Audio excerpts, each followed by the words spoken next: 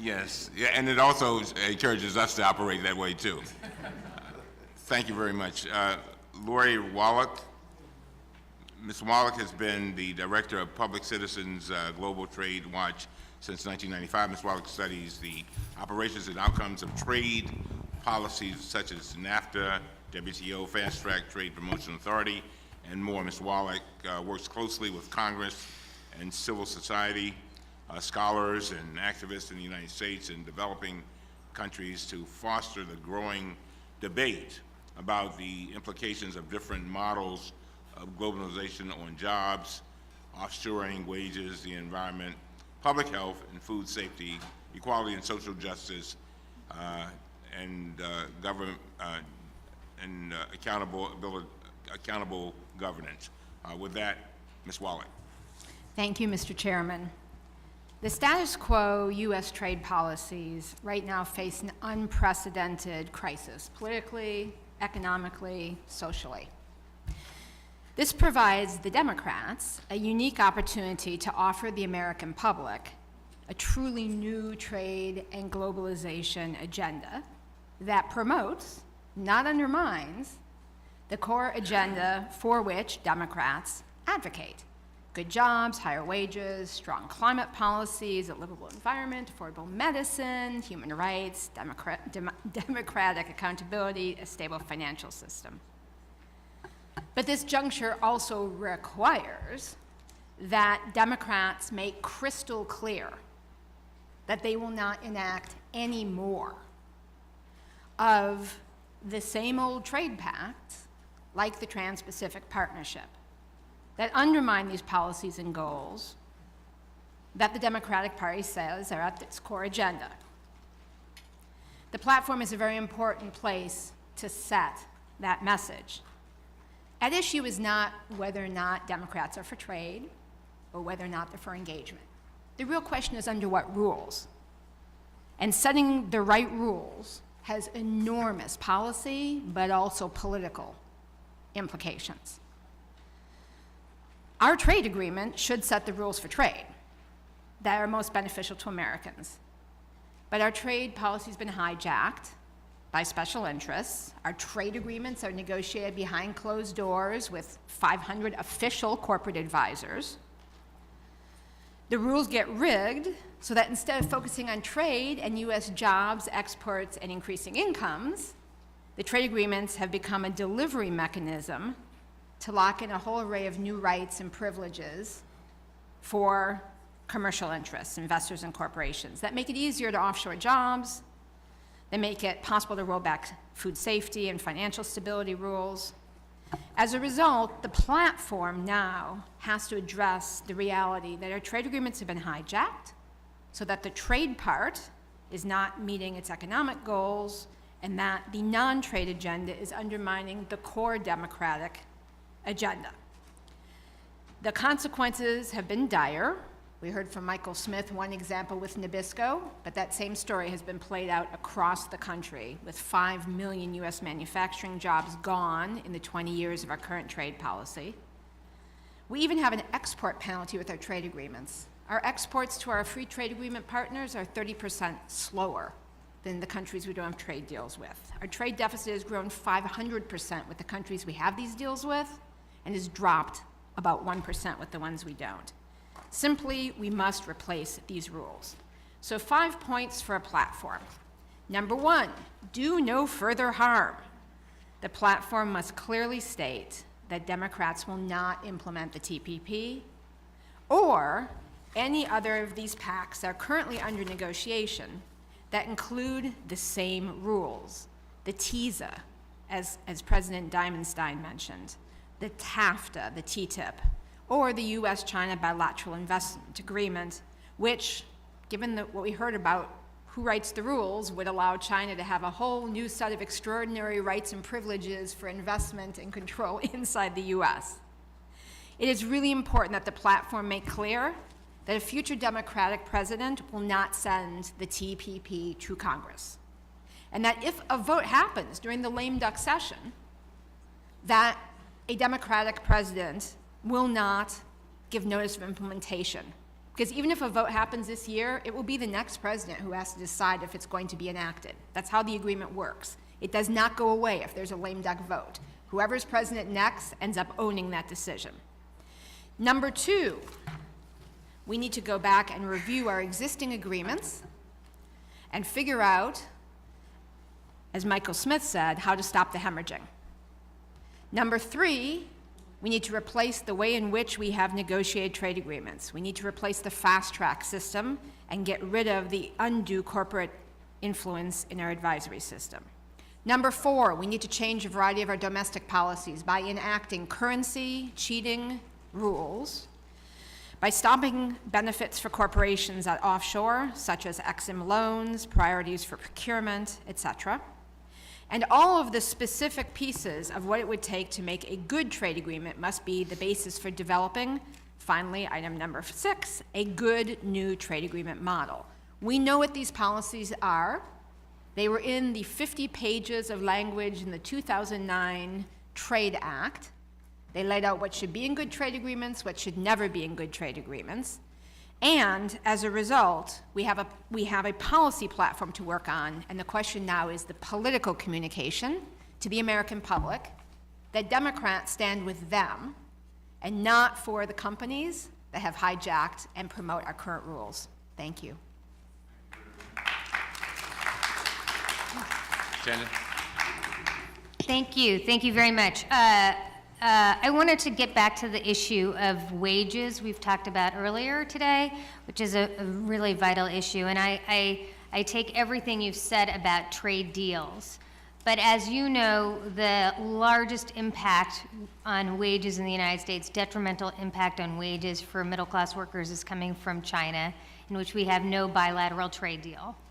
So what do you think we should think about in respect to China? You mentioned currency and a few things, but how do we take on that issue when you're dealing with a country that subsidizes its manufacturing base vis-a-vis America, manipulates currency, a whole host of issues, and again, not taking away anything you said about trade in any way, but I also think we should focus on what's also affecting workers.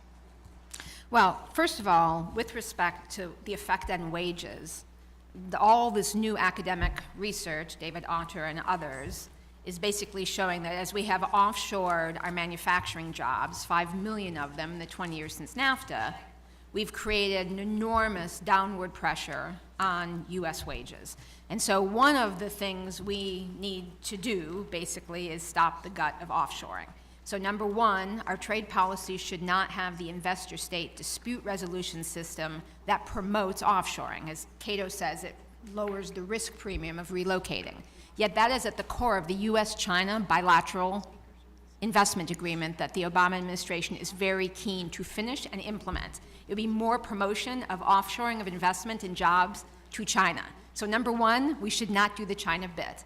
And the platform should reflect that we do not want to incentivize more of the same behavior. Number two, and by the way, in my written testimony, I've laid out the exact detail of what, not the exact, but the overview of what a China trade policy would be. But number two, the second biggest thing besides no bit, is we must implement currency discipline rules, not just in all of our trade agreements, which the TPP does not have, but also domestically. And there have been several different attempts legislatively to basically not have just reports or reviews triggered, but snapback penalties, so that when a country is actually meeting the criteria, for instance, the IMF of manipulating, that before the flood of imports wipes out more jobs and push down wages, there's an immediate reflex. Mr. Gunnels? Thank you very much, and Nir, I appreciate your comments. And while we don't have a bilateral trade agreement with China, we did pass permanent normal trade relations with China in 1999 and 2000. And since that time, according to the Economic Policy Institute, we've lost some 3.2 million American jobs since China was admitted to the World Trade Organization. We heard from testimony not too long ago about saying that what we really need to worry about is this very large middle class that's growing and growing and growing in Asia, and our trade policies that we're working on, some believe, we don't, with the Trans-Pacific Partnership and others, is really about exporting American products from the U.S. To Asia. We have we have a much different perspective. We've seen corporations like Nabisco move to Mexico. We've seen large corporations like General Electric shut down manufacturing plants in the United States and move to China. Where we're coming from is we're looking at it, and General Electric, other companies are moving jobs abroad where they can pay people pennies an hour and move to the race to the bottom. How can we change our policies where we're no longer going to a race to the bottom, but we're lifting living standards up, not only in the United States, but throughout the world? The last 10 pages of my written testimony lay out in detail the different elements in a trade policy, because there are many different ways you'd have to achieve that goal that would promote that end. Vis-a-vis the platform per se, and it would include things like, which are also things that should be in the platform, but making sure that our trade agreements have the currency disciplines, making sure that our trade agreements' labor and environmental standards actually continue ongoing benefits under the trade agreement on actual on-the-ground compliance with the standards. So the TPP includes the same labor chapter model that the Democrats in Congress forced Bush to put into his last agreements. It's good paper, but you get certified as complying by simply changing your laws on the books, not actually changing your behavior. And you don't lose your trade benefits if you're not actually following the rules. So the Colombia Free Trade Agreement, same kind of agreement that has the same rules that the former State Department official was talking about with Vietnam, has not improved the situation. Assassination threats continue, but they don't lose their trade benefits. It just goes on. So making the conditionality of you don't follow the human rules, you lose the trade benefits, to create incentives for the elite in the countries to actually do the right thing.